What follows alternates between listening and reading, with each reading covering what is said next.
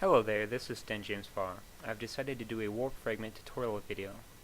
Now, I'm going to start with Jackson because he's the character that is most associated with warp fragments. They're almost essential to being effective during the game. Now, for those of you who do not use warp fragments, they're found in the Utilities section of your base or side shop menu. They cost 100 minerals, and they teleport you 8 unit range. Now, they cannot be used in combat. So that means if you are taking damage or if you are attacking a unit, then you're not going to be able to teleport for about 3 seconds.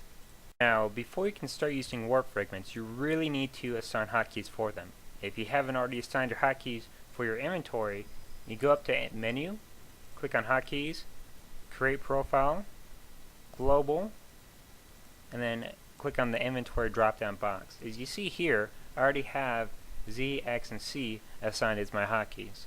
If you've never used warp fragments before, I'm going to give you a really quick example of how they work. What you do is you activate the warp fragment with your hotkey, and then you click wherever you want to teleport to, and you teleport there instantly.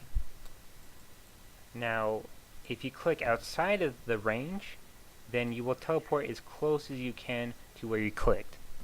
There are 2 reasons why you would use a warp fragment. The first reason is to attack your enemies, to get within range to use your spells, to chase them, and the second reason is to escape. Now in this situation you're going to see Jackson pursued by both Kerrigan and Rory. Rory has his stun ready and Kerrigan has her boomerang ready, so they could both potentially slow him down enough in order to kill him. But as you see right here, Jackson uses the high ground to escape their attack and then his optic beam to deal damage. Now the point that I'm trying to make here is that you don't need vision in order to use warp fragments. In this scene we see Jackson being pursued by the entire enemy team, and right about now Erico is going to use a warp fragment to catch up to him, but Jackson also uses a warp fragment.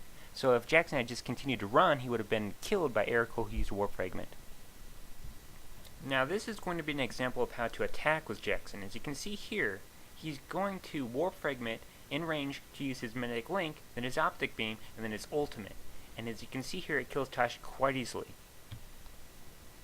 Like many scenes here, I slowed it down a bit so that you can see what's going on. Jackson just used a warp fragment to get down from the high ledge, then his magnetic link, then his optic beam, and then his ultimate, and killed Cypress and Micro. You really aren't limited to just one warp fragment. As you see in this scene, Jackson uses 2 warp fragments to chase down a Rory that's low on health. He uses his magnetic link to kill him off, and then his ultimate to escape. In this video, I really want to show that any character can use warp fragments, not just Jackson. Toxmancer in particular works very well with them. He can teleport behind enemies, use Gust to push them towards his teammates or creep, and then poison and auto attacks in order to kill them off. Also, if an enemy is chasing a teammate, he can use warp fragment Gust and push the enemy back and save his teammate.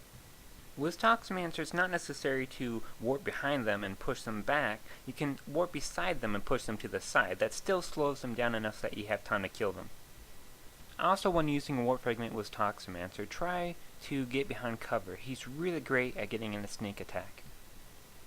A great tactic with Toxmancer is to herd your enemy in a certain direction. With Jackson, you can only really hold them in place. You don't know which direction that they're going to go. In this situation, I use Toxmancer and Gust to push the enemy up the lane where I knew my teammate would be coming in a few seconds.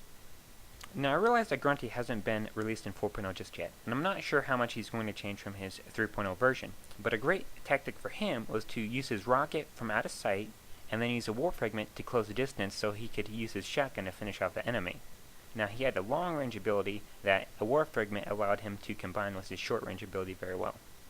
Since I just talked about Grunty, I might as well talk about another character from 3.0, Mar. Now, a great tactic for him was to use Warp Fragment to get in close to an enemy and Gravity Well to keep them in place while his team caught up, which you can see in this situation.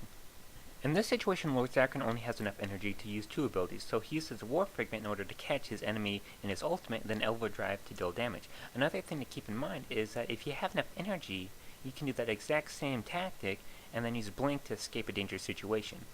During in-house matches with Rory, I'm not able to land my Molotov as much as I like, so what I've done is started using my stun to guarantee a hit with Molotov, and then Warp Fragment to chase him down and hit them with auto attack so that it takes and kills them. In this situation, I missed my Molotov completely. He didn't dodge it, but as you see, we both use Warp Fragments to chase him down and kill him. Every character in the game benefits from using Warp Fragments. It can be escaping an attack, it can be using your spells, or most often it's just to chase an enemy and kill them with auto attacks.